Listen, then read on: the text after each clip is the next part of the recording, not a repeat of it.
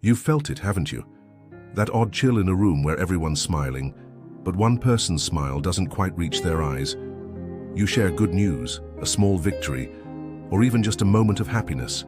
And instead of warmth, you feel tension. It's subtle but unmistakable. Something underneath the surface twists. That's not love. That's not indifference.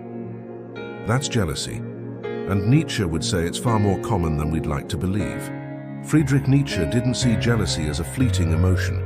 For him, it was a symptom of something much deeper, a spiritual sickness rooted in what he called resentment. It's not just envy.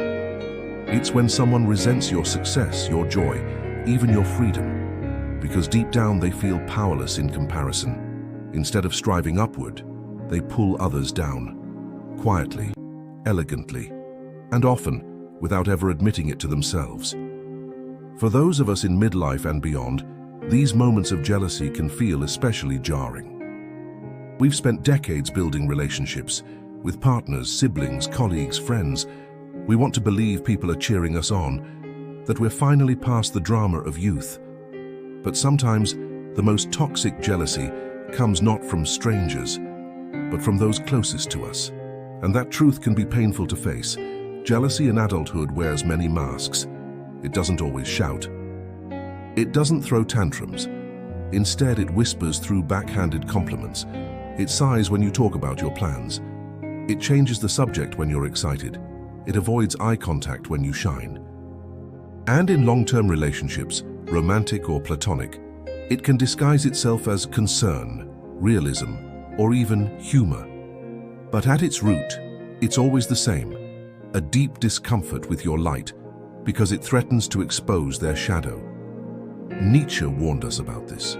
He said that those who feel powerless often redefine morality to make their envy seem righteous. You're too ambitious, they say. You're making others uncomfortable. Or you've changed. But what they really mean is, you've risen, and I haven't. This quiet war, this psychological sabotage, is more dangerous than overt hostility, because it corrodes trust slowly. So how do we protect ourselves? We begin by seeing clearly, recognizing the signs, naming the feeling, and honoring the truth that not every smile is sincere, not every cheer is celebration, and not every relationship is built on mutual growth. Jealousy is not always loud, but it always leaves clues. If this reflection has already touched your heart, subscribe to the channel and share in the comments. What part spoke to you the most? Now let's continue. Jealousy rarely begins with direct criticism. More often it shows up as faint praise, or worse, a carefully crafted remark designed to undercut your moment. Imagine sharing that you've finally gotten the promotion you've been working toward. Our jealous person might respond with, "Well, I guess it's all about who you know these days," or "Must be nice to have that kind of luck." There's a shrug, a half smile, and beneath it, a quiet dismissal of everything you worked for. Nietzsche would recognize this immediately as a tactic of the weak-spirited, what he called the slave morality. In his worldview, people who cannot achieve success by their own power often reframe the achievements of others as unearned or unworthy. Rather than striving to rise, they cope by devaluing what is above them. It's not just sour grapes. It's a moral reinterpretation born out of resentment. In the context of American adult life, this kind of jealousy often hides beneath social niceties. In family settings, it might be a sibling saying, "You always were the golden child," when what they mean is, "I've never gotten the recognition you have." Among friends, it could be, "I don't know how you have time for that," as if your new hobby or health routine is a selfish indulgence. In the workplace, it takes the form of minimization. "She's just good at self-promotion." And here's the danger. If you're not paying attention, you might internalize these comments. You might start to question your worth, dull your shine, or even hide your wins to make others comfortable. But this emotional shrinking serves no one. And Nietzsche would argue that it's a betrayal of your own potential. His challenge was simple but piercing. Become who you are, not who others can tolerate, not who fits neatly into their comfort zones, but your fullest, truest self. Identifying this first sign of jealousy, subtle diminishment, is essential, especially in midlife. By now, you've likely survived seasons of sacrifice, self-doubt, and growth. You've earned your moments of joy, but there will always be people who respond to your progress not with celebration, but with comparison. And their comments, while small, can leave emotional bruises. The next time someone responds to your success with a subtle cut, pause. Ask yourself, was that encouragement or was it resentment in disguise? Your ability to discern the difference could protect your energy, your vision, and your future.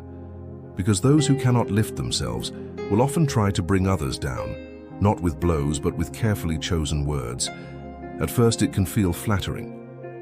Someone in your circle starts dressing like you, adopting your interests, echoing your phrases. They want to know what you're reading, where you're going, how you do what you do. On the surface, it looks like admiration, but over time, something shifts. The imitation becomes a silent competition. Now they're not just inspired by you, they're trying to outdo you. Nietzsche had a term for this hidden rivalry, the will to power. For him, all humans possess a deep drive to assert themselves, to grow, to overcome. But not everyone channels this drive in healthy, creative ways. When someone feels inferior and cannot elevate themselves through effort, they may resort to mimicry as a shortcut to status. But imitation without authenticity quickly turns bitter. In midlife, we become especially sensitive to this kind of dynamic. We've spent years carving out our identity. It's not about fashion or hobbies anymore. It's about values, routines, and deeply earned life choices. So when someone begins mirroring you with increasing intensity, then shifts to subtle one-upmanship, it can feel invasive, even unsettling. Suddenly, your choices become a battleground for someone else's unresolved envy. Let's say you start prioritizing your health. A friend notices and joins you at the gym. Great. But soon, they're posting daily workout stats, critiquing your form, and slipping in comments like, "I guess some of us are just naturally disciplined."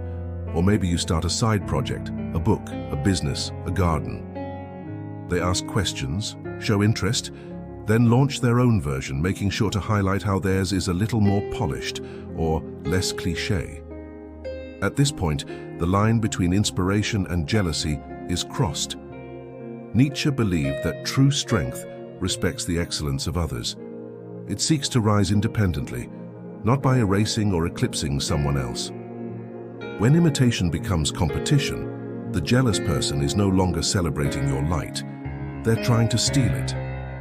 But here's the key insight. Their imitation is not really about you. It's about their own perceived lack. Your growth triggers their insecurity. And instead of turning inward to heal or improve, they turn outward to mimic and compete. To protect your peace, you don't need to confront them aggressively. Instead, hold your ground, keep evolving, celebrate your uniqueness. Because when someone copies you but cannot become you, they will eventually reveal their frustration and their envy. Imitation may be the sincerest form of flattery, but when it's laced with competition, it's no longer admiration. It's a masked cry of jealousy. There's a peculiar silence when you win, and an odd enthusiasm when you stumble. That's when it hits you. Some people in your life seem more energized by your struggles than your victories. They offer comfort when things go wrong, but their empathy feels a little too cheerful, like your misfortune secretly lifts a weight off their shoulders. That's not support, that's satisfaction. And Nietzsche saw this behavior for what it is, resentment in its purest form. Jealousy doesn't always reveal itself in moments of success. Often, it's your failures that unmask it. A jealous person may never openly root against you, but their emotional reactions speak louder than words. When things fall apart, they're the first to call. They seem unusually available. Their tone shifts from strained to relaxed. There's a lightness in them even as you're in pain. Why? Because your fall levels the playing field, and for a moment they feel less small. Nietzsche believed this kind of reaction wasn't accidental. It was baked into a mindset of comparison and inner powerlessness. He wrote that people driven by resentment redefine good as whatever humiliates or humbles those above them. In this light, your setback becomes their moral high ground. They don't just feel better about themselves, they feel right for having stayed behind. Your fall validates their inertia. This pattern shows up in everyday life more than we like to admit. In the workplace, a colleague who rarely congratulated your wins might now be strangely involved in the fallout of your mistake, offering unsolicited advice, conveniently reminding others of what happened. In friendships, someone who never truly supported your goals may now show renewed connection, right as you're going through a divorce, a health scare, or a professional failure. There's concern in their voice, but also beneath it a quiet thrill. To a person of strong character, others' struggles evoke compassion. To someone gripped by jealousy, they evoke relief. And this is where Nietzsche draws a dividing line between noble and ignoble spirits. The noble soul lifts others without needing them to fall. But the jealous spirit waits for decline, because that's the only way it can feel elevated. For those of us navigating midlife, a time of transitions, both gains and losses, recognizing this sign is crucial. Who's there for your healing, not just your hurting? Who claps when you rise, not just when you fall? Be mindful of who glows a little too brightly when you're dimmed. Because sometimes, the kindest voice in your low moments is the very one that resented your light the most. It starts with a chuckle, a playful jab, a comment tossed out lightly in front of others. Well, you've always been the dramatic one. Or don't ask her about that, as she's obsessed. Everyone laughs, including you, maybe even especially you, because brushing it off feels easier than confronting what just happened. But hours later, you're still thinking about it. Why? Because deep down, you know that wasn't a joke. It was a warning shot wrapped in humor. Nietzsche warned us about these masks of civility, ways people express their resentment in socially acceptable forms. He saw sarcasm not just as wit, but as a weapon, a way to insult without owning the insult. In the hands of the jealous, sarcasm becomes a tool of psychological control, small enough to be denied, sharp enough to cut. In American culture, especially among adults who've been conditioned to take a joke, this pattern is especially dangerous. By midlife, many have learned to tolerate teasing in relationships, workplaces, and even marriages. But when humor is used to consistently diminish you, it's no longer lighthearted, it's corrosive. You might hear it in public settings. Don't get her started on her new spiritual phase. He's basically a health nut now, can't even enjoy a burger. Of course she got the award. She never stops talking about herself. The crowd laughs, but you feel something sink. Because what's really being said is, you've changed and I don't like it. You're growing, and I'm not comfortable. Nietzsche believed that the weak often disguised their envy as moral or intellectual superiority, and sarcasm allows them to play both roles at once, the clever observer and the injured party. If you protest, they'll say you're too sensitive. If you stay silent, the pattern continues. Either way, they win unless you see it for what it is. These jokes aren't innocent. They're calibrated attacks, designed to keep you in a role they've assigned, one that doesn't threaten them. And as you evolve, emotionally, spiritually, or professionally, the jokes often become more frequent and more pointed, because each step forward you take reveals how stuck they feel. Recognizing this sign doesn't mean cutting ties immediately, but it does mean reclaiming your dignity. When sarcasm stings, say so. When a comment feels off, name it, because staying silent to keep the peace often means sacrificing your own. The next time someone disguises envy as humor, remember, the joke may be on you, but it's not for you. It's for them, and their need to shrink what they can't surpass. You've changed, not overnight, not impulsively, but steadily. You've done the emotional work, made the sacrifices, learned from failure. Maybe you've started setting boundaries, embracing a new spiritual path, changing careers, or focusing more on your well-being. But then someone close to you responds with a shrug and says, "It's just a phase," or worse, "You'll come back to your senses eventually." And just like that, your transformation is dismissed as a detour. Nietzsche would see this as yet another form of resentment, the jealous person's way of preserving their comfort by invalidating your evolution. It's not just denial, it's reduction.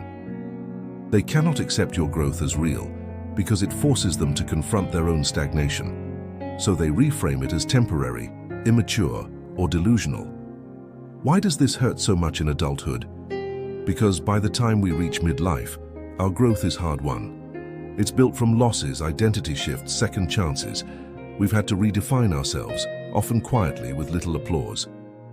So when someone calls this process just a phase, it doesn't feel like feedback. It feels like betrayal. In American culture, where reinvention is praised on the surface but subtly judged in social circles, this kind of dismissal is common. Start a new path and people will question your motives. Change your beliefs and they'll accuse you of abandoning your roots. Set new limits and they'll say you're not who you used to be. Of course you're not, that's the point. Nietzsche challenged people to live beyond herd mentality, to break from conformity and carve their own path. He believed that authenticity demanded risk, and nothing threatens the jealous more than someone who takes that risk and begins to thrive. So rather than admit their discomfort, they invalidate your change. This sign often appears in relationships where emotional roles have been fixed for years. Perhaps you were always the caretaker, the quiet one, the peacemaker. Now, as you become more assertive, their response isn't curiosity, it's subtle resistance. You're going through something, they say. You're not acting like yourself. But what they really mean is, you're not acting like the version of you that made me feel safe. So how do you respond? You trust yourself. You recognize that growth doesn't require permission, and that your transformation, no matter how inconvenient to others, is still sacred. Let them call it a phase. You know it's a path. Dismissal is a defense mechanism. When someone minimizes your change, it's often because they fear what your growth says about their own lack of movement. Keep going anyway. Let them watch. Let them call it whatever they need to. Just don't stop. You're telling a story, something meaningful. Maybe it's about a milestone, a breakthrough, or even a difficult moment you've overcome. People are listening. There's presence in the room. And then someone jumps in, changes the subject, shares their own story that sounds just a little bigger, a little more intense. Suddenly the moment's gone. The light has shifted. You've been quietly pulled off stage. This kind of attention hijacking is rarely accidental. It's one of the most common and most overlooked signs of jealousy in adults. And Nietzsche, ever the observer of human power games, would remind us that attention is never neutral. It's a form of currency, and those who feel threatened by your voice will do everything they can to dilute it. Unlike open rivalry, this pattern is quiet and socially acceptable. It happens during dinners, work meetings, even family gatherings. You speak, they interrupt. You share, they redirect. It's always masked as just adding to the conversation. But the timing tells the truth. It's not contribution, it's competition. In Nietzschean terms, this is a clash of wills, not the will to power as greatness, but the will to control narrative space. When someone can't tolerate your moment in the sun, they'll find a way to create shade. Not with cruelty, but with redirection. Their goal isn't just to be seen, it's to make sure you aren't. You may have noticed this dynamic in long-term relationships, especially where power has subtly shifted. Perhaps your career has taken a turn for the better, or you're finally speaking your mind after years of silence. And now someone close to you suddenly needs more attention, more validation, more spotlight. It's not always conscious, but it's telling. In American life, where individualism is prized but emotional competition is taboo, this type of behavior is often rationalized. They didn't mean anything by it. They're just expressive. But the pattern reveals the truth. If every time you shine, someone nearby dims the room, it's not coincidence, it's emotional positioning. So how do you respond? Not with louder stories or matching energy. That only fuels the competition. Instead, stay anchored. Pause. Let the interruption hang. Return to your story without apology. Or sometimes, speak less and observe more, because noticing this pattern is power in itself.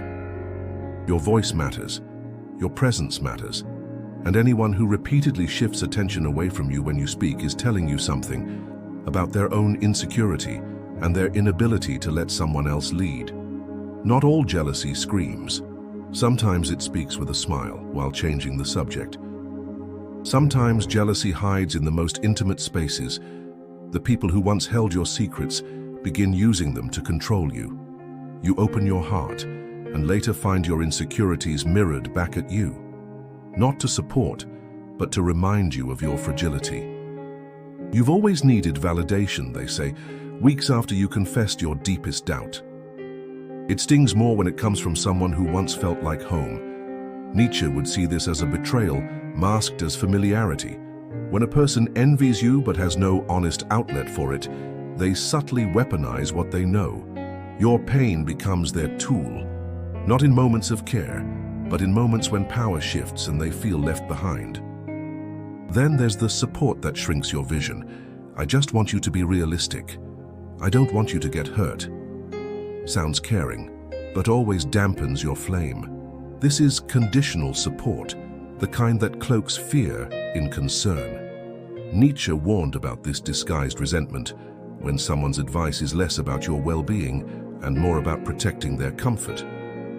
Your growth challenges their self-image, so they offer caution, not because they see danger, but because they see change. It's hardest to spot in midlife, when relationships run deep and loyalties stretch back decades. We want to believe everyone close to us wants our best.